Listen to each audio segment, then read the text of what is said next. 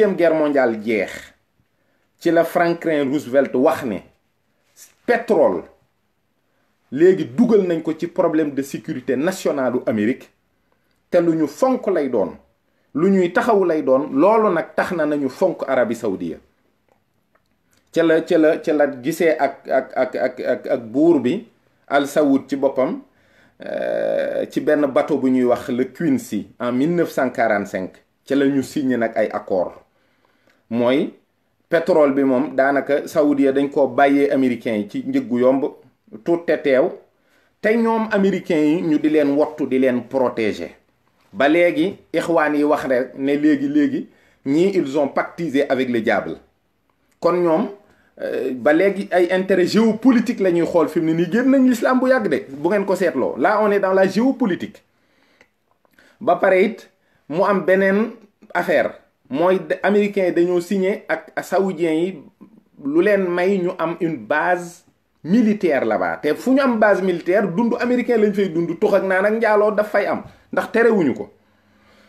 ak problème mu israélo-palestinien bi ndax Roosevelt dafa wax Al Saoud ne ko ndeysaan Al Saoud da nga koy tooñ sax naan ko yow day man sa fauteuil roulant bi daf maa neex lool ndax yaa ngi nii toog jàpp sa njàmbur. Roosevelt dafa la fañ mu ne ko te man dox daf maa jafe lool boobu moom il faisait 2 mètres mu ne ko am naa ci ñaar dinaa la may benn bi ci la Al Saoud commencé di toog ci fauteuil roulant boobu mën naa dox waaye da xam nga buur rek buur daal buur la.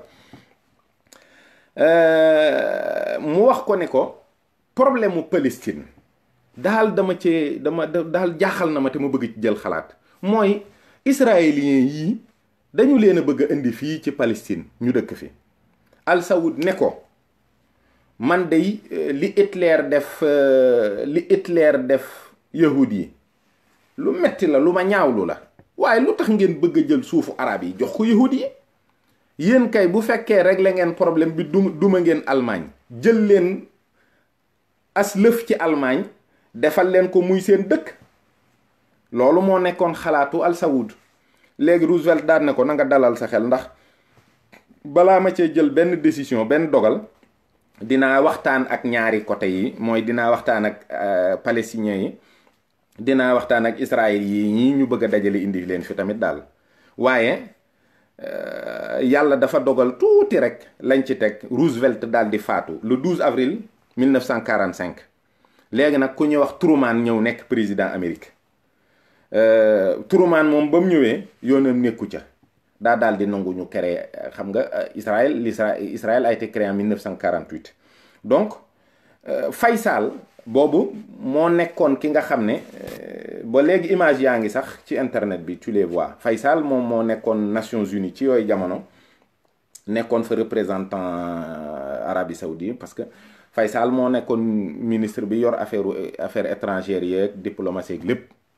mais loolu naqari ko nag mu nekk loo xam ne moom def na fa discours keroog ñaawlu ko wax ca lépp daal mu nekk nag un affront personnel pour lui.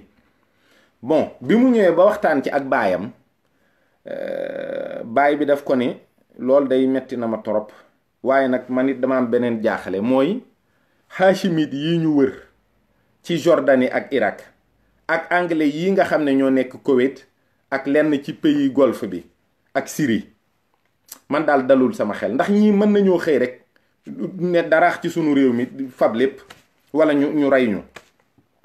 kon nag américains yii li ñu def li may naqari naa jéem a waxtaan ak ñoom rek ndax ñoom it ñu gën ñoo mën a saytu ba ñii duñu dal sunu kaw.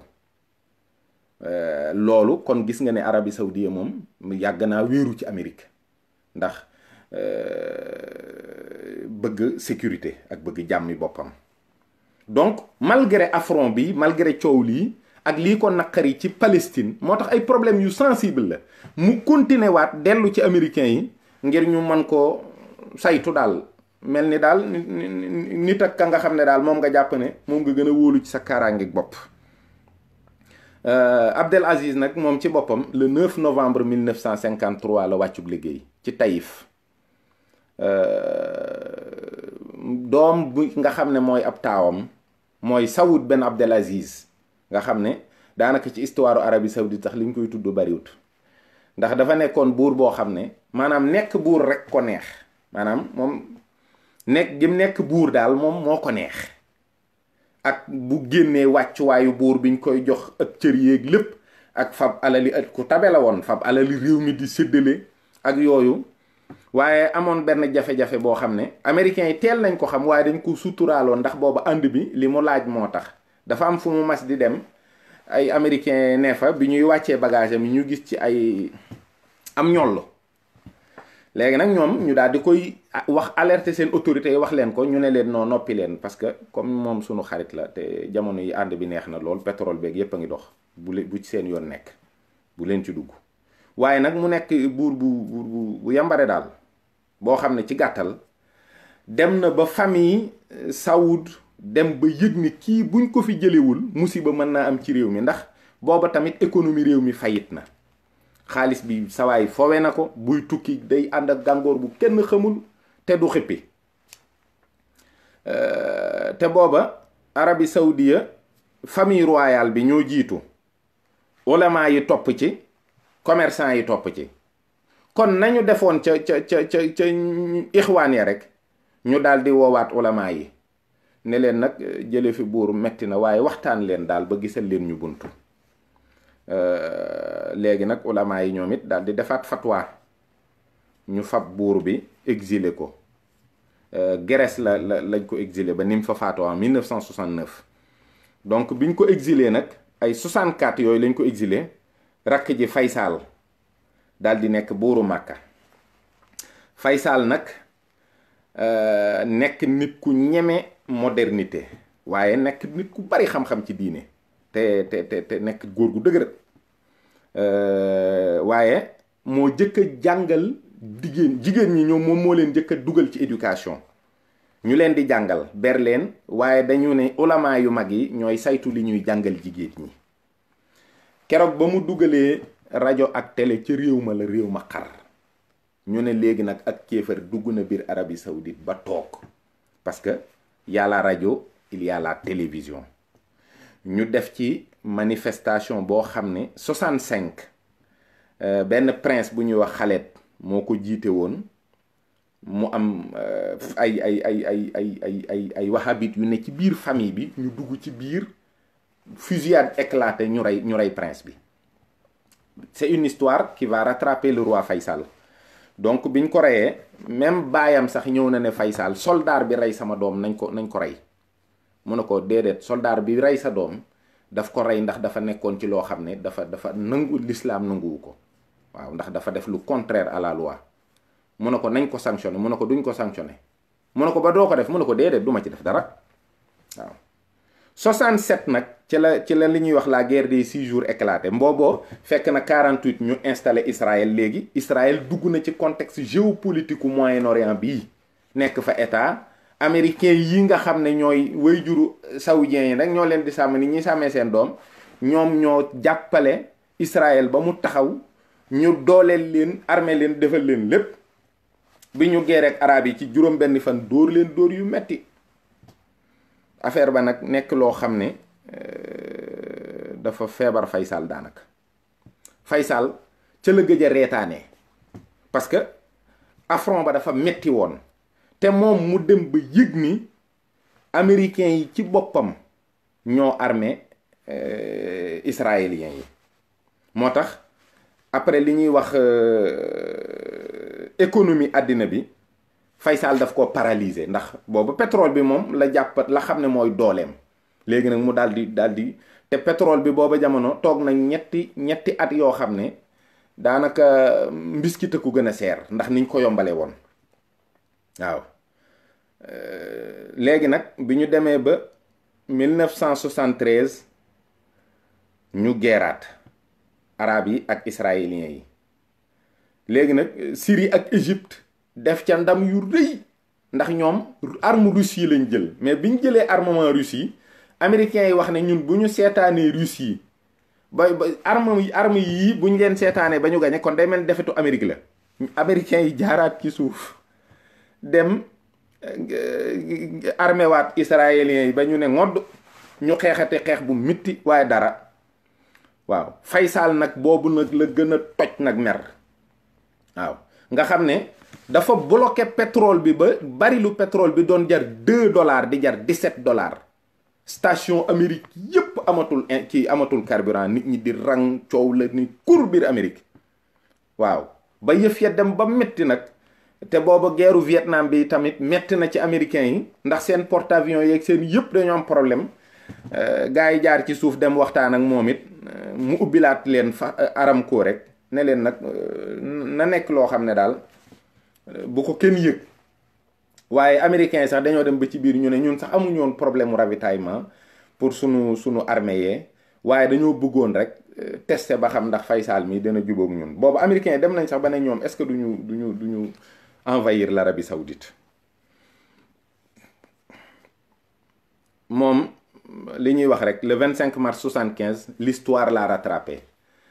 Faye Sall mi ñu ko tuddee nga xam ne mooy rakki kañu reyoon ca manifestation ba moo ko dóor bal mu dee. rakk ji li ñuy wax Khaled Ben Saoud daal di jël nguur gi. Khaled Ben Saoud mii nag nekkoon koo xam ne dafa yàgg a topp Faye Sall nekk ku rakk ju déggoog magam daal te daawul sax wax ay politique ak yooyu mais il était dans la gestion des affaires.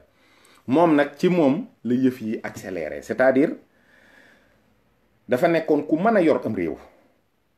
yàlla dogal Arabie Saoudite lépp accéléré wu maanaam reine d'Angleterre ba mu fa ñëwee dana mësta gis ay grue yu toll nii ci àddina.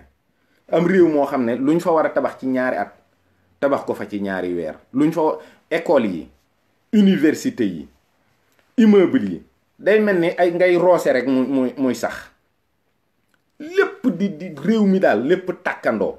rythme bi nag nekk rythme boo xam ne tamit ba pare saoudiens yi au lieu ñoom ñu ne ñoom ñooy liggéey seen réew ñu dem jëli main d'œuvre étrangère bu saoudien du liggéey. waaw mais boobu réew mi dox na dox boo xam ne gaaw goo xam ne modernité bi léegi rajo nga fa télé nga fa te Faye Sall ba mu fay dugal télé yi noonu la def dafa am ku mu jàngloo ay aaya alquran daal di koy diffuser ne leen lii bonut jaasi la rek mi ngi méngoog ni nga koy jëfandikoo rek yow yaay xam jaasi ji nan laa koy jëfandikoo. léegi nag lii moo jur tension sociale yi c'est-à-dire dëkk boo xam ne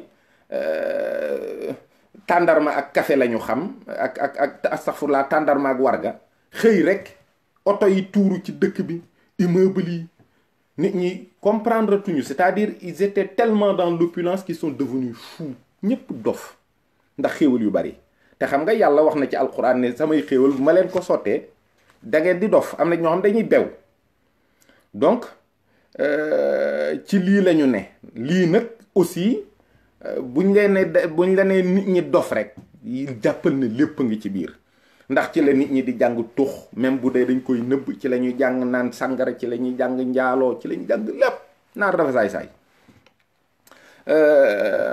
am nag koo xam ne Juhayman al-Utaybi xëy rek daal di assiéger Kaaba gi en 1975 ndeysaan moom sëtu ixwaan ya la mooy wahabit ya xëy rek am ku jël rajo jumaay Màkka ji wax ne na ngeen ñëw ngeen sujjootal Mahdi bi ndax ñëw na dinañu leen génne ci kéefër gi ngeen nekkee yéen ñëpp. léegi bi affaire bi éclaté nguuru Arabie Saoudite soldaar yi nguur gi ne ñoom duñu dugg ci Kaaba gi di tiire loolu armée pakistanaise ak GIGN bu France ñoom ñoo sowe Kaaba gi waaye boobu rumeur yi gars yi dawal mooy saoudiens yi ñoom ñoo ko récupéré parce que boobu bugguñu ñu wax ne ay jullit dañoo seetaan ba ñeneen ñu dul ay jullit ñëw sowe Kaaba gi ak l'islam bañ leen jàppee bi yëf yi jeexee ñi ngi ci jàpp juróom benn fukki wahabit la ak ñett mooy ixwaan yooya ñu dañ leen a jàpp moom dañ leen a jàpp rek exécuté leen waaye am na ñu gis ne keroog la li ñuy wax al-Qaïda juddu Juhayman mi al-Utaybi ixwaan la wahabit nee na al saoudi yi ay mécréants lañu ay yéefar lañu nee na itam mi ngi leen di reprocher modernité ndax c'est anti-islam waaw ak corruption maanaam xaalis bi nga xam ne dafa nekk ci dëkk bi di dox ci wàllu ger ak yu kenn xamul lii lépp nag mi ngi xew ba 1978 fekk na Iran ku Shah d'Iran bi ko yoroon nekk ku pro-américain yàlla dogal Shah d'Iran daanu Imam Khomeini jël réew ma kon mu nekkaat beneen danger ci famille Al Saoud ndax Khomeini ba mu jógee dafa doon attaquer monarchie maanaam nguuru dëkki jullit ñi da leen doon attaquer di leen attaquer ci corruption ak modernisme bu accéléré bi nga xam ne moom la ñuy def ci barabu l'islam yi. modernisme bi bu ko naar yi waxee ñoom noonu lañ koy waxee waaye ñëpp xam nañ ne pomu metti mi ak mooy yàlla gi ak yàq gi ñu nekkee ndax luxe bu bari beeg yooyu moom la Khomeini doon wax. donc ca la sax gaa yi tiit ba njàngaleem jigéen ñi nga xam ne góor da daan taxaw di leen jàngal ñu bàyyi ko léegi nga xam ne dañ leen koy diffuser ci ay écran de télévision mais góor dootul dem ci seen biir di leen jàngal. 78 boobu tamit ci la Union soviétique dugg Afghanistan nga xam ne Afghanistan ba léegi ñu ngi ci guerre 78 ba léegi ñu ngi ci guerre. léegi nag jamono yi Afghanistan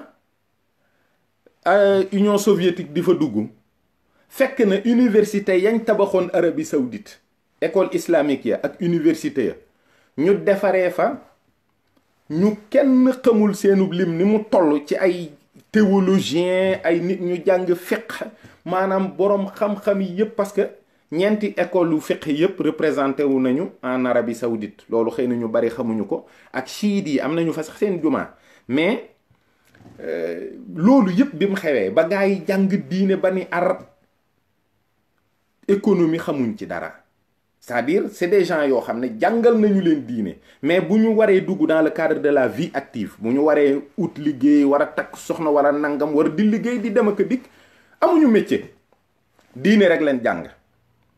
kon ba tey comme dans les années 78 ak yi da ngay gis tamit étudiants sénégalais yi nga xam ne dañoo jóge Sénégal dem ci dëkki arab yi dem jàngi c'est le même phénomène.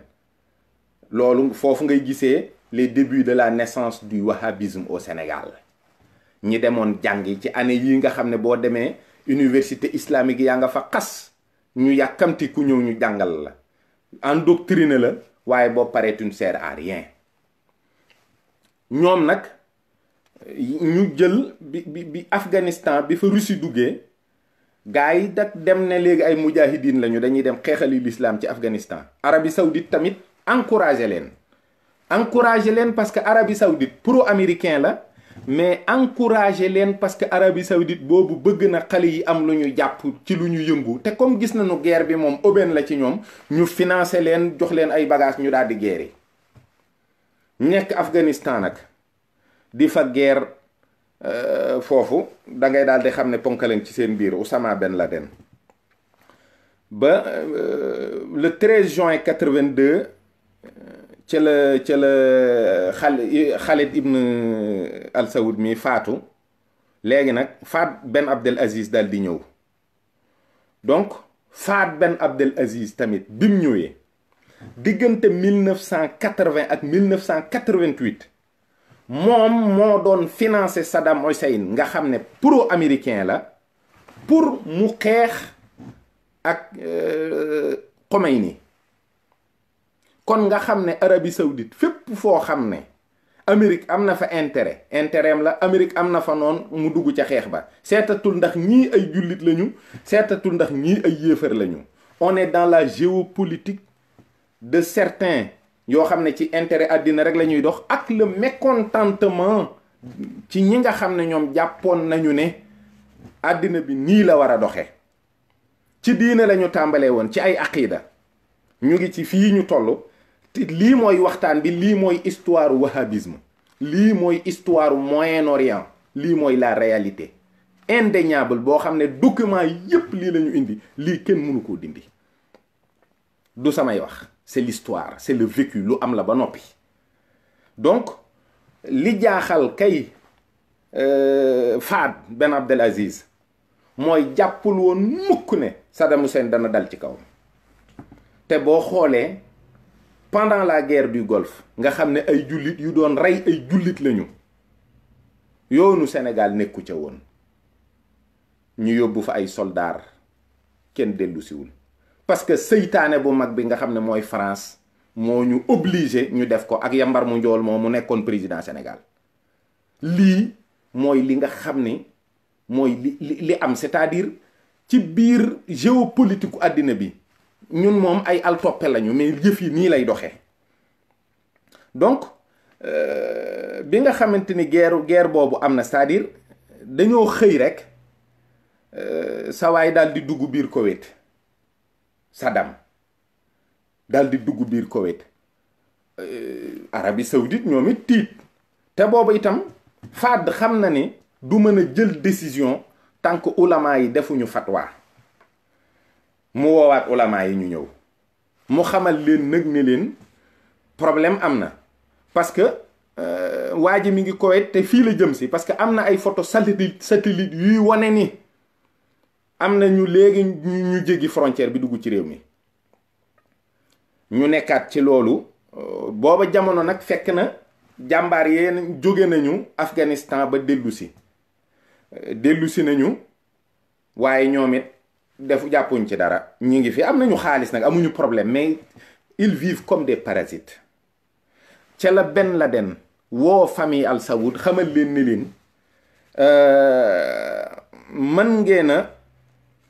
mën nañu leen a jàppale ngeen xeex ba réew mi dara du ci dikk. ñu ne ko waaw baax na ba dañ koo taxañ rek waaw baax na waaye yow toogal rek dinañ la contacter bu fekkee jot na dinañu la wax ndax ne la bëgg nañ sa ndimbal am déet. waaye nag booba alqayda nag léegi taxaw na bi Fad woowee ulama yi waxtaan ak ñoom it ñu fatwaati rek xamal ko ne ko daal su fekkee benn juboo mënta am sa digganteeg Saddam moom daal di dal ci kawam. dal ci kawam bi mooy na nga wax américains yi ñu dal di ñëw dimbali ñu ndax booba loxob Amérique bi rek moom la ñu yaakaar.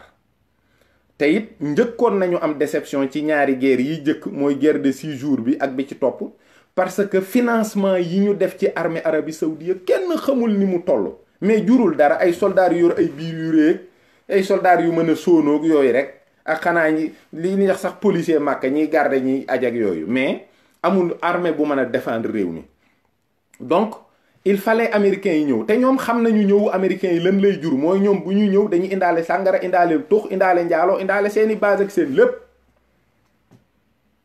mais il n'avait pas le choix ñu d'accord ati bi ñëwee nag c'est-à-dire loolu nag la Ben Laden jàpp ne maanaam dañoo saw suuf su tedd sa ils ont souillé la terre sainte ils ont envahi la terre de l'islam du prophète nangam prophète bi sax maa ngi koy tudd waaye defe naa ca départ balaa ko gëj a tudd parce que moom it bañ ko ca génnee yàgg na di lu moo tey dinañ ñëwaat ci moom waaye li ñuy wax opération bouclier du désert 550 000 soldats américains ñoo wàcc Arabie Saoudite genn wàllu million bu teg fukki junni ñoo wàcc Arabie Saoudite léegi nag Arabie Saoudite itam dañ leen a wax ne leen effort de guerre bi yéen a koy financer. Ils ont dépensé 50 milliards de dollars maanaam boobu Arabie Saoudite am na xaalis waaye après guerre bi daf ci feeñ dafa metti lañ ca dañoo dépensé ba dépensé guerre bu amut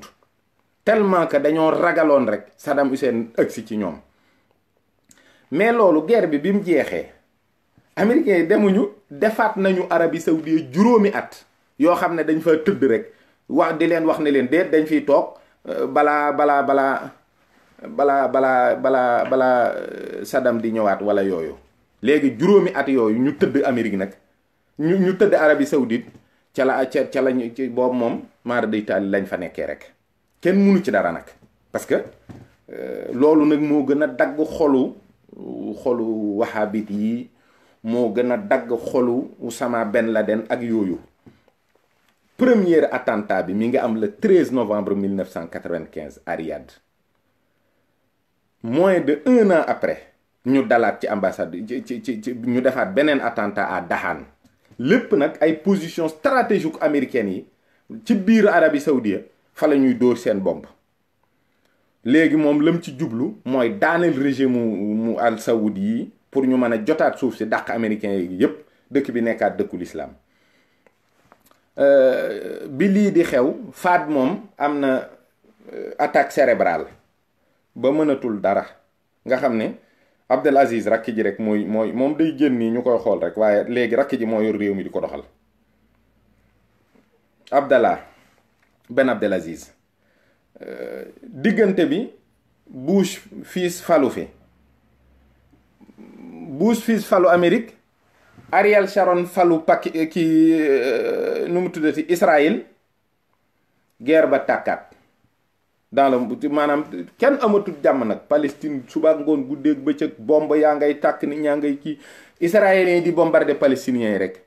Bush daal di wax ne Bush wax Yasser Arafat ne ko na nga bàyyi maanaam terrorisme bi nga nekkee tey waxee ko waxin wu metti won ko ne ko man ànduma ak yow ci dara. loolu nag tamit moom maanaam Abdel Aziz daf cee mer parce que boobu palestiniens yi ñooy dee ñooy torox mais ñoom lañ jàpp ne ñooy bandi yi maanaam Bush fils moom moo indi ne daanaka palestiniens yi léegi ñooy bandi yi. bi ci Abdel Aziz meree nag ñu dem ba ci biir ndeysaan ñuy waxtaan ay def ay négociation dañuy yónnee ay ndaw ak yooyu entre le 8 et le 9 septembre 2001 ñu waxtaan ba Abdel Aziz daal ne Bush de loolu mu wax baax na moom na ko wax rek su ko defee ñu ubbiwaat ay négociation mën a xool nu ñuy def ba régler problème ba le 11 septembre avion ya dal ca kaw nu mu tuddati ya tour jumelle ya te Ben Laden ku doy waar la ndax bi avion yi di dal ci kaw tour jumelle yi commando bi nga xam ne ñoom ñoo def attentat yi bu fekkoon ne 15 lañu 19 lañu sax 15 yi ay saoudiens lañu donc du coup Arabie Saoudite daa mujj léegi la face de l'Arabie Saoudite représente l'ennemi de l'Amérique parce que attentat bu am Amérique ak Amérique ni mu taxawoo Arabie Saoudite fukki nit ak juróom ci fukk ak juróom-ñeent ya di ay saoudien problème lay indi waaw. léegi nag 7 octobre 2001 américains yi dugg Afghanistan fépp tàkkandoo daal fépp ba ci àddina bi yépp ba fii ñu toll boo xoolee diggante 2000 maanaam année 2000 rek 1814 attaques terroristes ñoo am en 2000 yoo xam ne bu bokkul ak 2000 laa wax de 11 septembre 2001 la 1814 attaques terroristes ñoo am 4422 personnes ñoo ci dee. benn journal allemand bu ñuy wax Welt am Sonntag W ci allemand V la Welt am Sonntag nee na ñoom li ñu évaluer mooy diggante 2001 ba fii ñu toog di waxtaan 31 221 attentats ñoo am 146 811 personnes ñoo ci dee bokkul ak ñi nga xam ne dañ caa deele ak ñi ci jëlee traumatisme ak ña ca lafañee ak ña ca amee problème ak ña nga xam ne maanaam l'islam ci boppam mauvaise propagande ba mu ca jëlee ba fii ñuy wax ak yow nga xam ne léegi l'islam est au banc des accusés maanaam l'islam égale criminalité égale terrorisme égale tout ce que vous voulez l'islam léegi géopolitique àddina bi ak jaxasoo yi ak conflit d'intérêt yi tax na ba fi mu ne nii boo ko tuddee ñëpp tiit boo taxawoon fii ci benn gaar ne allahu akbar di nga xam ne yàlla gan la ci dëkk bi ci boppam te moo ko moom ndax léegi police ak gendarmerie ñëpp wër la te loolu jëf yi moo ko indi pour des problèmes yoo xam ne dëgg-dëgg ba léegi tuddatuñu doxalinu l'islam tudduñu fiqh tudduñu xaqiida génn nañ ci débat boobu yàgg na waaw ñi nga xam ne ñooy financer nag wahhabisme bi parce que loolu c'est très important gis nga ixwaan yi anglais yi ñoo leen jëkk a financer parce que américains yi ni ñu doon récupérer pétrole Moyen-Orient bi surtout au niveau de l'Arabie Saoudite te boobu anglais yi ñoom ay Syrie xeetu weccet yooyu la ñu yor loolu dafay nekk problème te boobu bëgguñu jàmm am ndax kon musiba day continuer rek américains dañuy récupérer lépp. am na ay financement en fait la totalité presque des financements du wahhabisme mën naa la wax ne la c'est des financements privés en commençant par les frustrés de la famille royale Al Saoud. am na ñoo xam ne nguur gi ni muy doxee neexu leen, ay frustré lañu. am na ay hommes d'affaires, am na ñoo xam ne dañoo isolé rek mais ils sont riches. te financement yi bu fekkee c'est les financements saoudiens, la plupart mi ngi transité par l'Égypte. ba tey gisal sénégalais yi demoon Égypte jàngi foofu lañ ñamee koppari wahhabisme bii fa lañ ko lekkee ñëw Sénégal saaga sunu kilifa yépp. mais tout est financé et xoolal pacte ba nga xam ne moom la Ben Abdel Wahab signé woon ak Al Saoud El Kabir mooy attaquer le soufisme, combattre le soufisme. kon histoire la boo xam ne c'est partie de la géopolitique, c'est partie de problèmes d'intérêt, de conflits d'intérêt politique. donc ñii am na beneen financement aussi boo xam ne c'est le Qatar en personne. ñoom ñooy financer yenn yi nga xam ne moom ay yu mel ni Ansari Dine yii di toj Mali, loolu financement yooyu c'est le Qatar. ça passe par le Croissant Rouge qatari. Qatari yi dañuy financer wahhabisme. Arabie Saoudite par des financements privés dañuy financer wahhabisme. kon ay Boko Haram, al Akmi, al nangam yooyu ngay dégg yépp financement yi côté yooyu lay jóge. ça transite nag soit par la Turquie, soit par l'Égypte, soit par nangam. mais ay yi ngay dégg yépp ay Ansaruddin, ay ñi bëgg indiwaat xilaafa yeeg ñooñu ñëpp ba les frères musulmans pareil, ils sont tous dans le même sac. waaw lii mooy li am te it nag ñoom maanaam violence verbale, violence physique, maanaam saaga nit, wax ko lu ñaaw, wax ko lu bon, toroxal ko, duma nit ki, rendi ko, tër nit rendi, maanaam ak jël nit ci ay bokkam yóbbu par force, ak violer ay jigéen, yooyu yëpp ak taal jàkka yi, taal jumaa yi, parce que seen première cible yi ñooy jullit ñi. donc loolu mooy ça c'est la doctrine du wahhabisme. ce n'est pas lié à l'islam parce que du doctrine boo xam ne dafa basé wu ci xam-xam buy jàngale diine xaw a wuuteeg yeneen yi. bu doon mazhabu fiqh ñu ne juróomeel am na, bu doon mazhabu aqida ñu ne ñetteel am na wala yooyu amul. ce n'est pas de l'islam, c'est de la violence, c'est de la politique, c'est de la frustration et c'est un mécontentement manifesté par les armes. waaw te it nag bu fekkoon ne sax ci seen biir ñiy woote salaf saalih mënatuñu dellu en 1900, mënatuñu dellu en 640 wala 650, mënatuñu ko.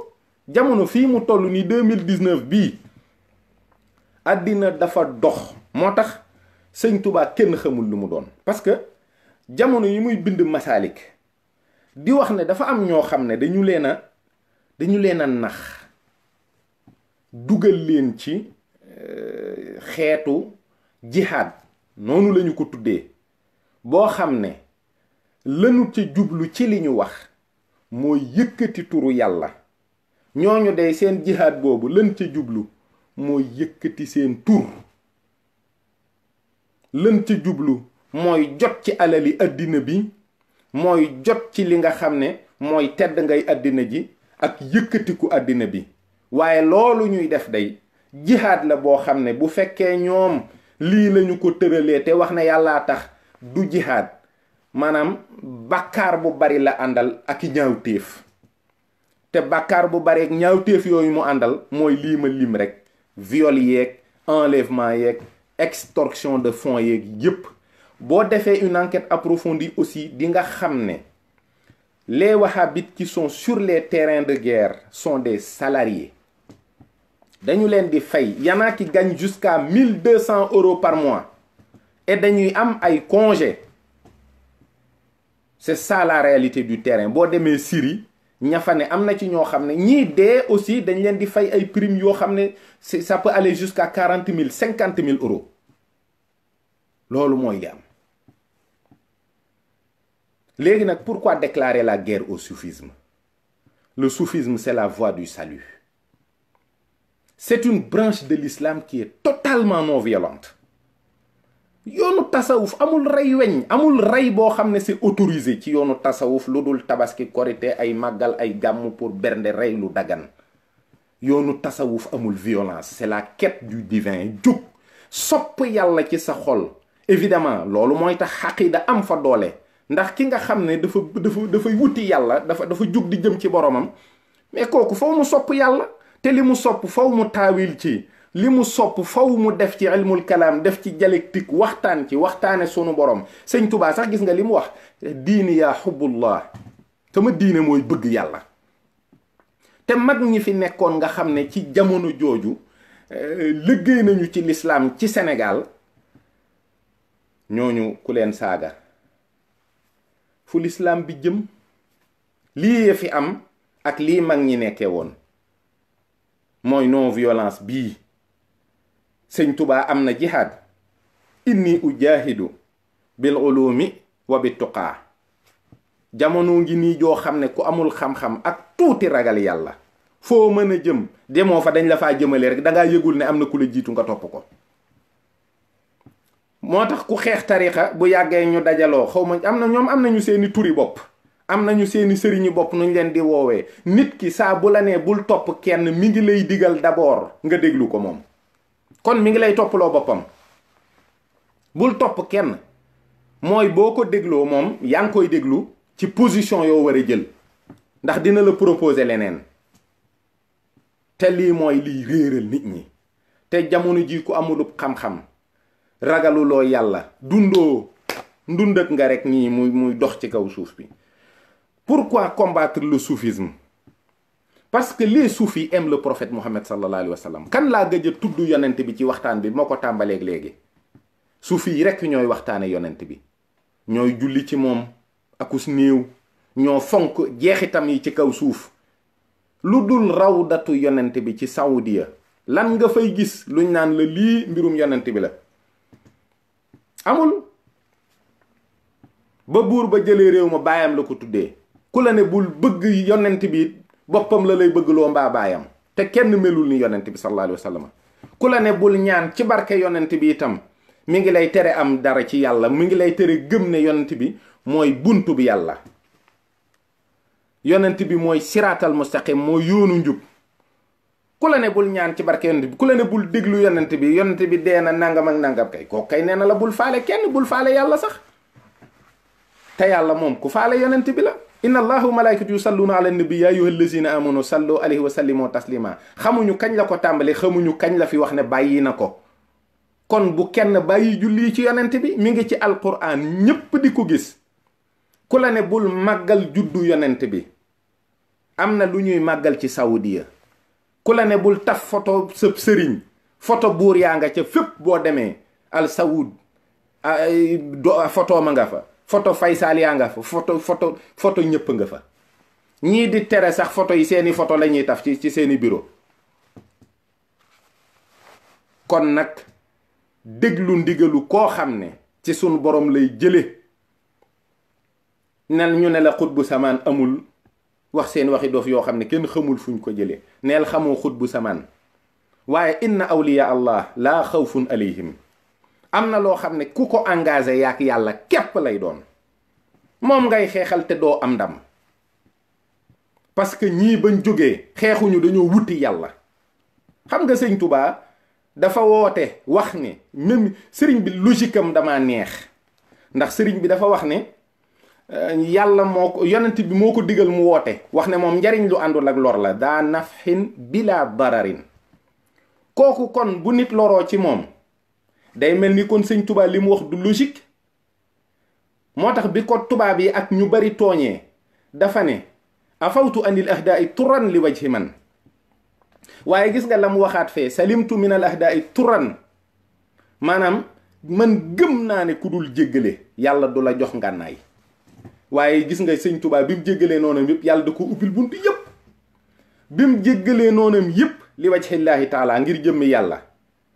kon moom lorul kenn. waaye yonent bi am na fulla de ndax ku mel ci moom nii sëñ Touba mel ci moom. du la seetaan mukk ngay saaga yonent bi di ngay saaga sëñ Touba te du la duma. moo tax sëñ Touba ci boppam wax ne. alimtu yaqinan anna mawlaaya kaana lii moom daal li mu ci xam mooy xam-xamu yaqin bu leer moom am na ko ci. wa anna al muqafa man xalaaniye yardahu képp ku ma bañ yonent bi dina la toroxal moom yoonam nekku ci. waaye cet islam non violent, cet islam de l'amour d'Allah et du prophète Muhammad sallallahu alayhi wa sallam, ku ko bañ ku ne ku la ko bañ loo lor na la rey na la. ndax c'est l'islam qui passe. boo xoolee fii Europe gii pour nit taxaw fi wax laa ilaha illallah lu jafe la ak Amérique. te pourtant turuq sufi yi nekk Sénégal ñu ngi fii am ay kër sëñ Touba, ñu ngi fii am ay zawiya. tey këru sëñ Touba nga New York, zawiya alxaaji Malik ma nga New York. te alxaaji Malik duggul avion ba muy dem Makka njàmbaaram la demee. sëñ Touba ngi fii xeex ak Touba bi ba ni sëpp. tey sëñ Touba il fait un jihad d'une noblesse et d'une intelligence extraordinaire. mooy ñëw na Europe ña ko doon xeex di may ay taalubeem ak njabootam ñuy wut ay kër di fa tudd yàlla di fa julli ci yonent bi te ñoom du leen naqari. te loolu kat feek mi ngi am l'islam di avancé. loolu la sëñ Touba réussir ba kenn autorisé wul kenn mu tudd jihadiste. moom léegi mu ne moom jihaad lay def. waaye nag bil ulumi wa bi tuqaa foofu rekk la secret bi ne.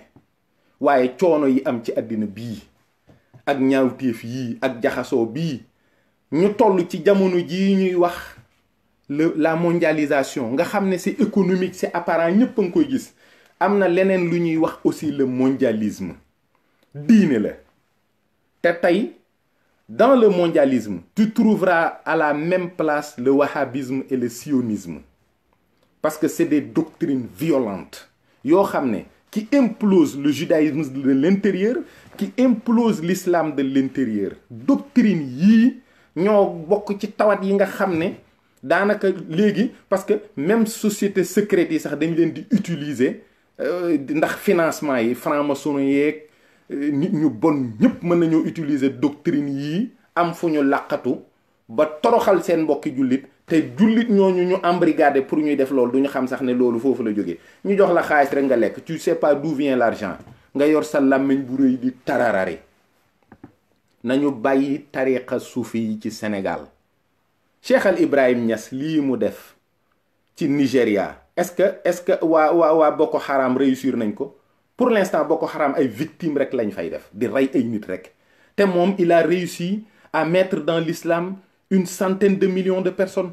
ñooñu nag bu ñu taxawee ne bis bii ki nu dugal ci l'islam gane àddina sunu xéewal la taxaw ci ay stade di wax laa ilaha illallah nga nekk sénégalais sa xol di dagg ngay wax ne lii du diine di mer di bon da dut sa baay du ka nga yaakaar. waaye ñépp a ci war a bëgg ndam li yàlla defal sénégalais yi ci l'islam jaarale ko ci tariqa sufi yii. tariqa tiijaan lii ci Cheikh Omar Fouti yu def ba silsila bi dox ba agsi ci alxaaji Malik agsi ci maam Ablaye Niass ak ñooñu ñëpp ñooñu ay jàmbaar lañu de.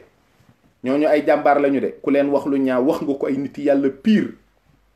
bokkul ak gaynde gii nga xam ne moom it dafa jug rek ne ñee ñooy samay nawle ba yàgg mu romb leen di wëy dem ca yonent bi ci boppam mu ne ko sawaay sa mbir a ngi jaarul ci kenn maa la jox mooy maa xuus minallaahi. sëñ Tuubaa ne ci yonent bi laa ko jëlee. lii war naa naqaris gor wala jullit wala ku dëkk Sénégal di sénégalais. lu dul lii du sunu identité nationale parce que amatuñu dara. gis nga Sénégal la voie du salut du Sénégal c'est l'islam, c'est les tariqa soufi. loolu rek moo mën a dimbali Sénégal amul identité musu ko am. tubaab yi bàyyi lu ñu identité bàyyi ñu liberté choisir une identité te xam nañ ne seuls les tariq soufis sont incontrôlés ndax ñoom kat dañuy déglu ndigal te ka ñuy déglu ndigalam it day déglu ndigal ndax moom sëñ Tuubaa waxoon na ne waxuma la sax dee waaye sukuraat képp du ko jub sukuraat rek du ko def ba fiy jóge waaw du fi jóg mukk mi ngi fi. kon nag mbiri boppam moo koy sàmmal boppam le seblaat waxoon nag ku jéggal ay noonam duma ko xulool loola itam xolam foofu la toll, wax na dëgg. waaye nag sañ nañoo wax nit ñi ne leen wottandiku leen ndax moom jéggal na leen, waaye yonent bi kat ku noonoo sëñ Tuubaa du la jéggal de. waaw bu fekkee am ngeen argument yoo xam ne dafa tegu ci diine te mën a ànd ak seeni mbokki lislaam wax leen ko, kalante leen ak jullit ñi, waxanteeg ñoom lu rafet, waaye taxaw di saaga. te ce takfirisme là construit sur la destruction de la foi des autres, loolu du diine. balaa ngaa doonub jullit génne, maanaam tey boo xëyee génnee ma lislaam ab jullit pire nga, loolu du diine. loolu ban diine la? c'est quelle religion? c'est-à-dire la religion d'exclure tous les musulmans de l'islam. ngeen dem aljana yéen kese ngeen fay, xanaa yéen bu ngeen fa nekkul ak kenn sax du neex. yàlla yërmandeem ji lu yaatu la. kon nañu ko rafetal te seet nu ñu mën a def ba jullit ñi gën a bari, ba jullit ñi gën a dund, gën a mucc, laa ilaha illallah gën a jëm kaw. te loolu violence du ko def, parce que nous sommes dans un monde où il y a trop de doctrines yuy xeex subaak ngoon guddeeg bëccëg. il y a trop de sociétés secrètes. seytaane ngi liggéey lu rëy. waaw leerug yonent bi nag ñi ko yor di ko doxal rek ñooy ñu baax ñi, mooy ñi nga xam ne ñi ngi woote ci jàmm, di woote ci bëgg yàlla ak bëgg yonent bi sallallahu alayhi wa sallam. lii mooy liñ ci jot a gëstu doon ko jéem a leeral. je pense avoir été concis malgré le fait que c'est très long parce que dafa xaw a bari, waaye daal ñu ngi am ak cant gu rëy goo xam ne ñu ngi ko jëme ci kilifa yi nga xam ne ñu ngi taxaw ci réew mi di sàmm njaboot yi, di sàmm réew mi, di sàmm diine ji te di ko rafetal, te di benn li këri diine yépp nag, te di ci liggéey boo xam ne buñ demee ba ci kanam tuuti dinañu xam njariñ li. ndax biñ jógee di ñu jéem a feqale rek xamoon nañ ne buñ juboo lislaam gën a am sag, gën a am sutura. yàlla na nu ko yàlla defal te teral ñu ci barkeeb Seydina Muhammad sallallahu alayhi wa sallam, sangu-sangu yépp. du waxtaanu boroom xam-xam nag, waxtaanu benn waay la rek, maanaam ñu mel ni Cheikh Baye ak ñi ñu fi xam ñépp te ñu xam ne yàgg nañ ci thèmes yi ak sujet yi, luñ ci xam luñ nu mën dimbalee rek wala luñ mën a leeral ñoo ngi leen ciy déglu te di ko sàkkul ñépp. asalaamu aleykum wa rahmatullahi taala wa barakaatuhu. jërë ngeen jëf.